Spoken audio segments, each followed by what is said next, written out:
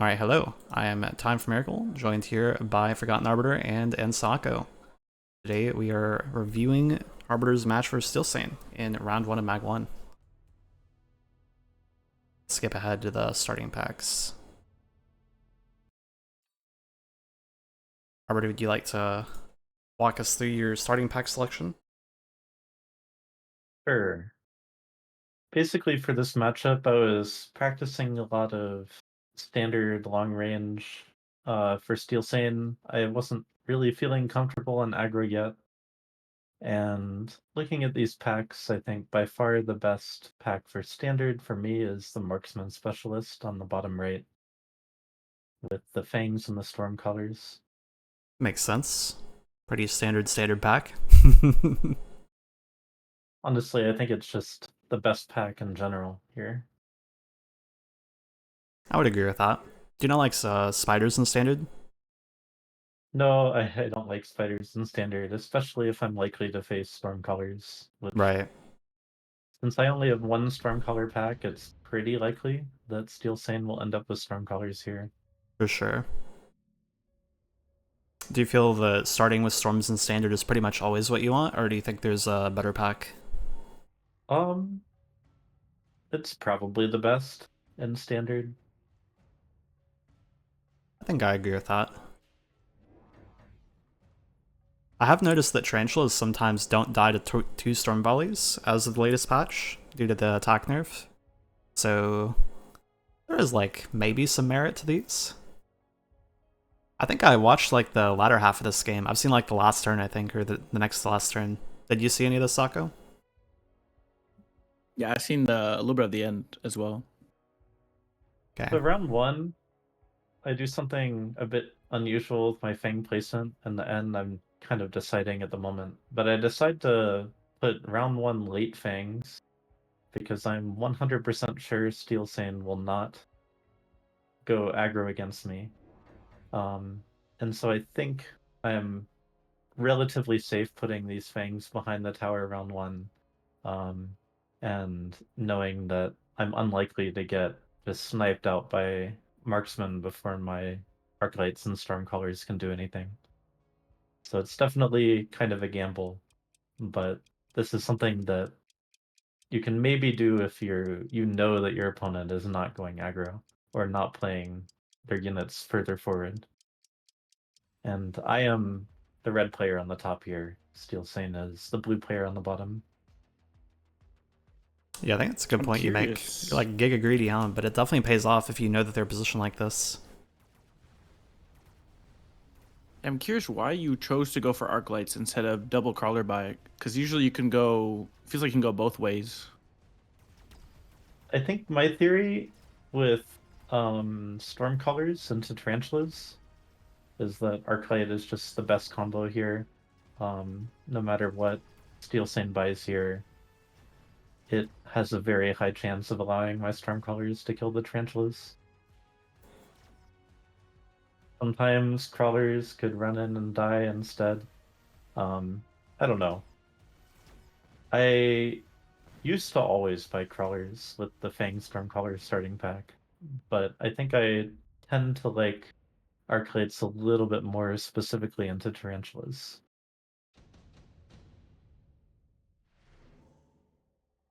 Just because, again, like it's all about connecting on those tarantulas with your Stormcallers as quickly as possible. That makes sense. I do agree with Sako seeing the round play out, that it feels like maybe colors would be better, but I think what you said also like checks out. Like you definitely just want to shoot the tarantula, or yeah, the tarantula as soon as possible, so that's just the best way to do it, right? So do you think that because you go for the arcs here that you're less incentivized to go Vulcan later? Are you a Vulcan hater in standard at the moment, or how do you feel about that? Oh, yeah, I'm definitely less incentivized to go Vulcan later, but depending on how the game plays out, it's definitely a line I could take. Mm-hmm. And if I go Vulcan, usually I'm buying three, so it'd be like one between the Arclights and two more on the outside. Right, And so the Arclights can still kind of fill in gaps sometimes if I don't buy more of them. for sure. Do you think that Which of those two plays do you think is like the thing you prefer to make most of the time? Or like what's the context maybe in which you would prefer to play Vulcan over just Arclights in standard moments? I'd say Arclight is in a lot of ways a bit of a higher tempo play. You know, it's a cheaper unit. You can get range on it more easily. You can often just get 4 of them, deal with a lot of early chaff. They really just start getting overwhelmed more later on, once there's a lot more chaff on the board, and once the chaff have things like shield, and once the rounds are faster paced, so they don't have as much time to take their time, like killing all the units one by one. And here you see the power of the late crawlers. They weren't too relevant last round, but now they're overpowered. They just get in there and prevent Steelsane's units from connecting on my marksman or stormcallers. Yeah, that's quite a lot of And by the damage to way, get on the round 2. orange marksman positioning, I decided to do these outside the tower just because that's where Steelsane's tarantulas were. I just wanted to basically line them up. Makes sense. Smoke bomb picked by Steelsane. Are spells real? Obviously, I can't tell you what he was thinking picking the smoke bomb. But I don't know. Round 3 smoke bomb in standard is not always that as high value as you would like it to be. Because rounds again are so slow paced sometimes that your units just have time to walk out of the smoke and still contribute. Right. Later on, it's just completely devastating, and you have to respect it a lot more. And of course, it's not useless here. It's placed pretty well, so it will get relatively maximum value. I think he could have probably placed it just a little bit more forward if he wanted to optimize it just a little bit more. Because those Stormcallers, for example, are gonna move forward before they shoot. Same with my marksman. Right now, the lines of engagement. Hey, right now the units start very far away from each other and nothing has range. For sure. Makes sense to me. Definitely feels like you Did could get maybe a you- little more value if it's further forward. Did you have any plans for the haste module? Is that just a waiting for drop scenario? I honestly, I think I thought I would put it on a storm color, but then maybe I forgot, or just didn't feel like it. I don't remember what I was doing, but it's kind of nice to wait for drops too. It's a relatively cheap item. Do people not do the drifting Vulcan as the Stormcaller bait in the line anymore? That's such a cool play. I don't know. Always loved the I'm haste sure some module people do Vulcan. I feel Anyway, like this Blue Hair's is still the doing war Farseer crime turn. stuff with that. It's pretty good. The other thing is I wasn't really expecting a smoke on the Farseer turn. Usually you'd like, if you get your special unit drop, you expect to win the round without a spell. Yeah, I was thinking the same thing. Felt like maybe it's a bit overkill, but I mean, I guess he only won by half a storm pack, so I guess it's not Yeah. overkill. I think there might also just be a mode of thought these days that you should take all spells that aren't useless. Spells are just in general really, really strong right now. Yeah, I respect that too. Do you think that we take the Sangs here early in standard, or do we just like buy Badgers or Phoenixes or something instead? So I already have Marksman, so does Steelsane. Mm-hmm. So that makes the Phoenixes a lot less attractive. Fire Badgers are good. I just think Mustangs don't die as quickly to things like to the other drops essentially. Yeah. And I have a haste module, which is a nice Mustang item. Do you think Badger is So like playable in standard in general for like napalm purpose, or just as like a general clear unit? I think Sokka's a big Badger hater in standard, right? I think I'm a Badger hater in all scenarios. I don't know. I've never figured out how to use this unit where it was like good besides like the high level drop. Yeah. Giga Badger's good. Not sure if Badger's unit's that good, but Giga Badger's good. What do you think, Arbiter? Yeah, Badger used to be a much better unit in Standard before they nerfed it. I think Napalm Badger was very hard to play against sometimes, because it would just set the world on fire for so long. Like Mustangs would just eventually walk over the fire and die, for example. It was like really hard to play Mustangs into Badgers. Mm-hmm. But now with the HP nerf, I think it's a lot harder. I really did not expect the Vulcan here. So it's a sad time for my hasted Mustangs over here running into the Vulcan.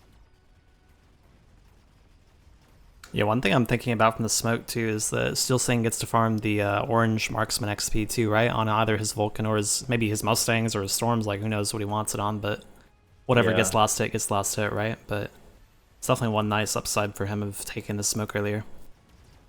Pretty unfortunate for him that he lost the side that was smoked last round. Yeah. And so yeah, I failed to kill the Vulcan here, just barely. Feels bad, man. Giant moment. But it doesn't level up. Vulcans require a truly insane amount of XP to level up these days. Which is good. Level 2 Vulcan is a completely different unit from level 1 Vulcan.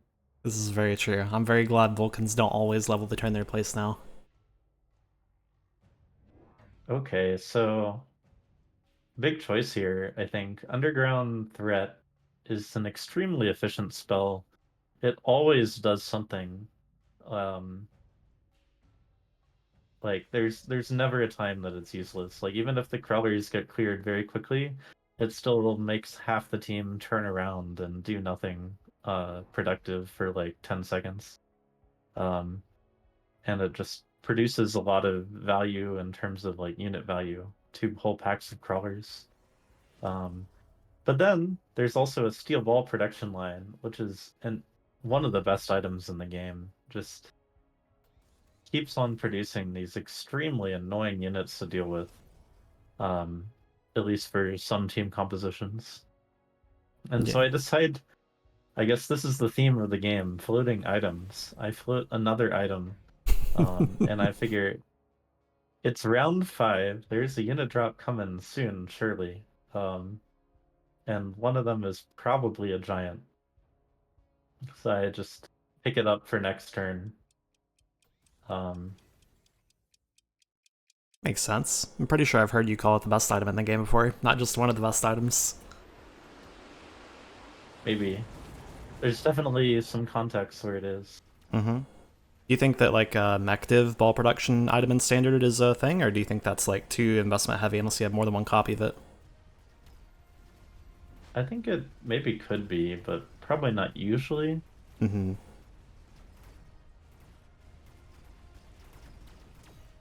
I know last patch I played one game where I think I got 2 or 3 copies of it, and that was before Loose Crawler HP got nerfed, and I had Loose Crawler as well with it, and it's pretty bonkers for a Silver Factory. Not something you get every game though, to be fair. So Steelsane uses a spell and loses the round, and I floated an item. It's really not looking very good already. Yeah, I think it's And really I think a showing the big tempo part of of the that is arcs. just going back to the tempo of Vulcans. But they're just not that high a tempo unit in general. Mm-hmm. Just it costs so much to unlock them and place them and give them range tech compared to just putting 4 Arclights down there, clearing essentially all of Steelsane's chaff just as fast as the 2 Vulcans are. And the Vulcans cost a lot more. But the Vulcans do get to carry that steel ball production item, which is nice. I'm a bit disappointed that you didn't take the second item to float it. Second ball prod. So my thought here was, okay, Steelsane has ball prod on a Vulcan on that side of the board, on the left side of the board. So I'm going to put ball prod on the worm on the right side of the board, because that one's less likely to just die to spawned ball. And then he just copies it. And yeah, unfortunately there's no unit drop this turn, so I actually do manually unlock the sandworm, which It's is pretty wild. not a play that you see very often, but I just saw how the previous round went. I was already in such a strong position. That I felt like Sandworm had a high potential to close the game out like before Steelsane could figure out how to answer it. Also, I would imagine since you picked up enhancement module, like you're kind of incentivized to start deploying giants. Oh yeah, that too. That too. That's another reason why not to pick up the second ball protection too, to have a worm that maybe can level and take the enhancement module. Makes sense. Anyway, this what actually happens here is that the worms get pulled to the middle, which is not ideal, and they get stuck on stuff and die. And that's due to the beacon that Steelsane does.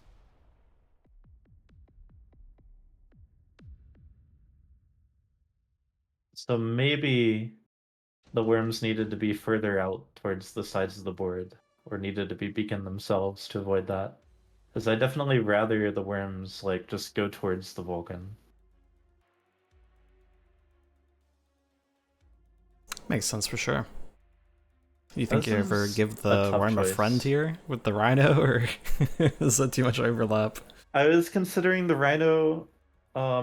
The reason I didn't pick the Rhino is because I thought Sabretooth dealt with the Rhino too easily. And I thought, um, honestly, you can never have too much chaff clear, and Steelsane like doesn't have an option there to deal with the fire badgers as quickly as he can deal with the Rhino. At least that was my theory. Like, if you look at his board right now, nothing can kill level 3 fire badgers. Um, and the things that kill a worm also basically can't kill level 3 fire badgers. This is very Um, true. it's not like I'm sure Saber can kill them one at a time on one side of the board, but I can get a fire badger on both sides of the board here. And you know, having more chaff clear never hurts. You can almost never have too much chaff clear in this game. That's very fair. And it's a little bit of an unusual style in Standard to have such a heavy frontline type comp. We've got big Fire Badgers, big Worm, and then we just kind of... I took Temp Speed because I just want my units to follow up on all my tanky units as quickly as possible. We're gonna try and clear the way to these big units as fast as we can. And unfortunately for Steelsane, I think he ran out of time. I don't know if he really wanted that Sabretooth in the middle. He definitely wanted to do that beacon he did last round that distracted both of my sandworms. And unfortunately, the Sabretooth in the middle here just never connects with a sandworm. The crawlers in the middle run straight forward and die to arclights, and so my sandworms don't get distracted.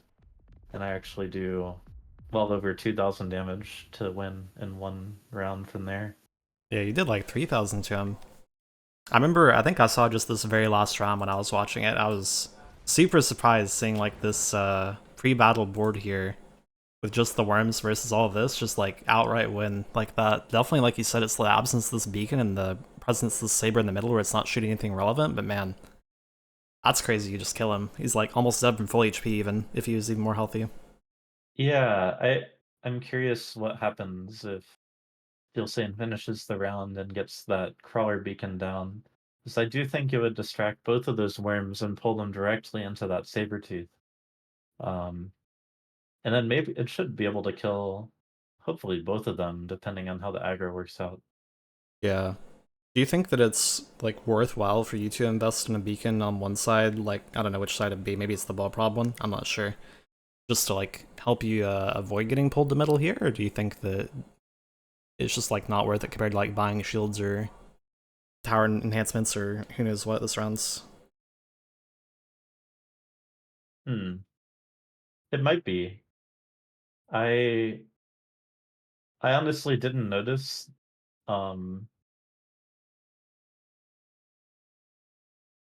properly how the worms got pulled to the middle the previous round. So Mm-hmm. I think it wasn't really on my mind yet to play around it. I see.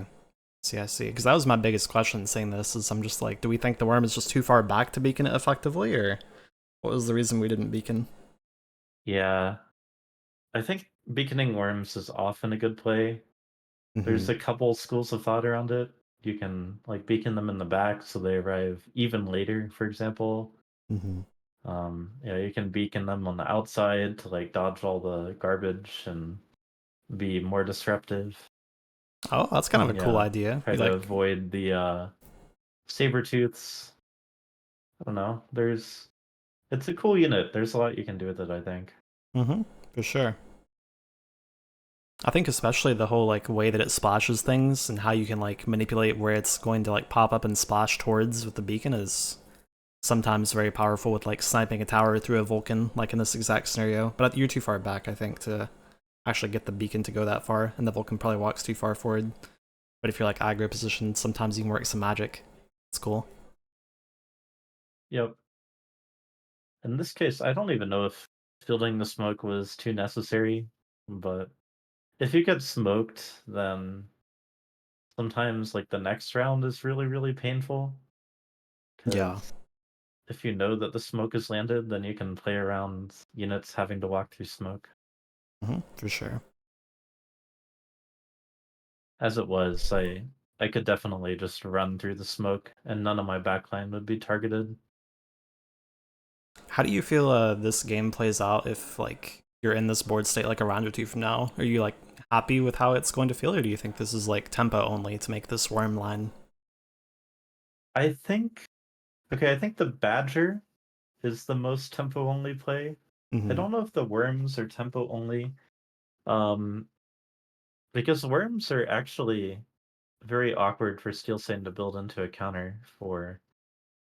The marksmen basically need to get big enough to kill them, but the worms are gonna level this round in most worlds.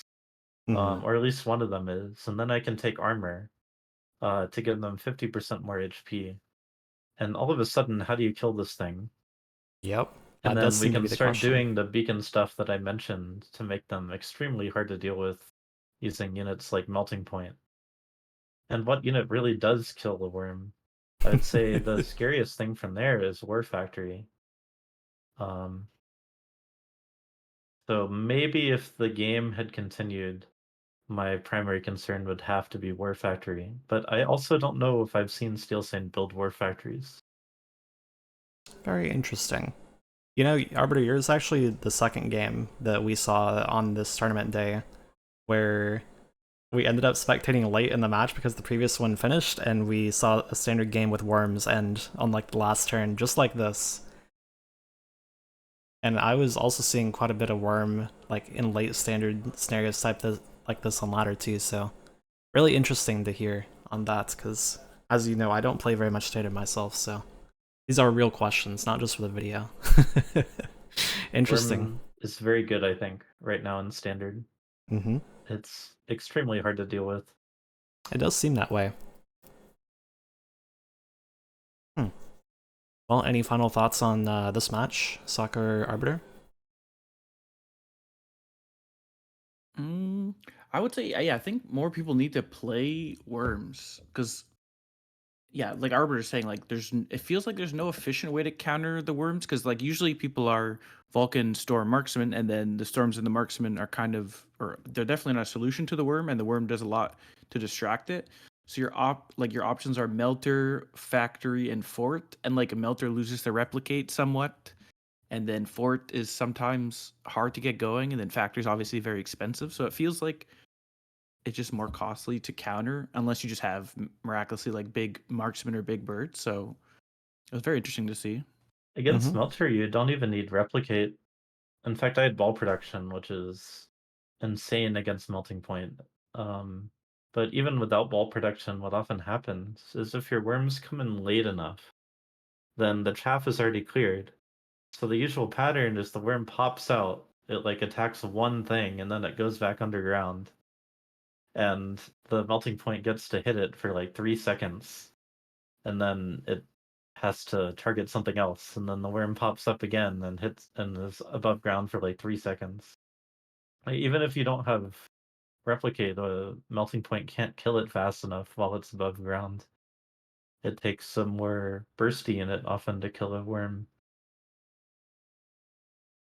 Do we think that in standard, like acid scorpion is not a reasonable answer to like give a damage multiplier for the rest of the board onto the worm? Yeah, acid scorp can do it, especially like double shot. Yeah. But scorpions, if you get late enough in standard, they also are very vulnerable. It can be Right. hard to keep them alive long enough. Like the worms are coming in while the marksmen are like EMPing your scorpions. Mm-hmm. And most people don't run what's it called, like siege mode? People just call it lob, but siege mode on Scorpion nowadays, right? Other than like Shiroha. Yeah, but I don't think you would want that against worms anyway. Right, I'm just thinking like after we get past the point of having dealt with the worms and maybe they even like get sold out of or something, maybe we like transition the Scorps to lob, perhaps. I'm not sure if I most see. standard games could even go that far, but you know, maybe. Well, interesting, cool.